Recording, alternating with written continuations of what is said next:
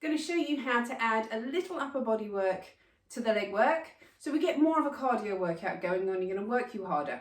So I'm going to assume you've done your nice warm up through the hips and ankles and backs. I'm going to assume you've done the basic squat and lunge pattern and that you can do that, and you've done it through at least once if you're going to start to add this on. So you would then use that as a kind of foundation block to warm you up into this. So we have done all of that. You're about 10 minutes in, and we're going to have these on your shoulders, and we squat down and we push up. So this is a squat press. It's all one movement. Those dumbbells are going to come in front of my eyebrows. Now, if I were doing this in the gym as a strength and conditioning exercise, I'd probably think to be using, personally, probably about 8 to 10 kilos. But actually a sort of 3 to 5 kilos for starters is a good place to start.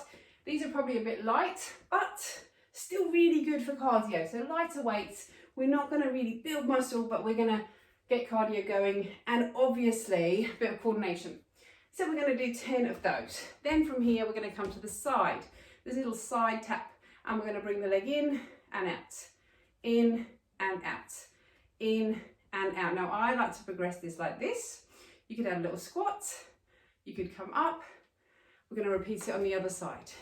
Out and in, out and in, out and in, and lift, and lift, and lift. And then another progression from there, if you want a little more, is that we squat down and arms out to the side.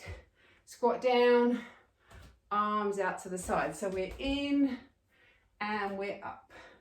We're in and we're up. So again, thinking about 8 to 10 of those, including both legs. Then, of course, we're not going to forget the bottom. So from here, we're going to come into this position here. First thing we're going to do is just get that leg moving. Feel your bottom working. Up and up. And then you could add to this a little kick back with those arms. Now, if coordination-wise that feels too much, just keep the legs still and move the arms. Remember, your head is attached to your spine, your tummy is working, and the bottom's working. And then we're going to come up. We'll repeat that on the other side. Again, we're thinking about 10 to 12 repetitions with those arms. And then the next thing we're going to do here, and we haven't covered this just yet, but this is our hinge. So we're just going to come forwards and back up.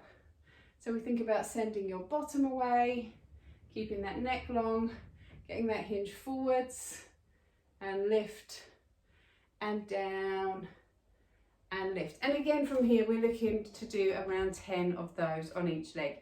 Then we're going to come forwards. I promised a little bit more cardio, so holding this squat position, come into a little punch here for me.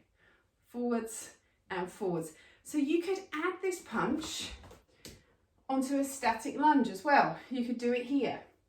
So it's up to you. You can do it in the squat, or you could hold for maybe 20 seconds on one leg, change, 20 seconds on the other leg. Like a build your own program with Karen.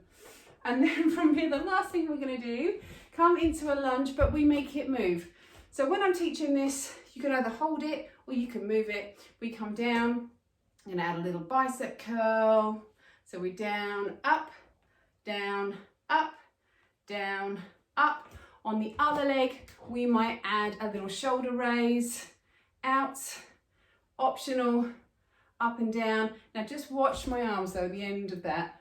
The hands are in line with the elbows, so we're not lifting those shoulders up.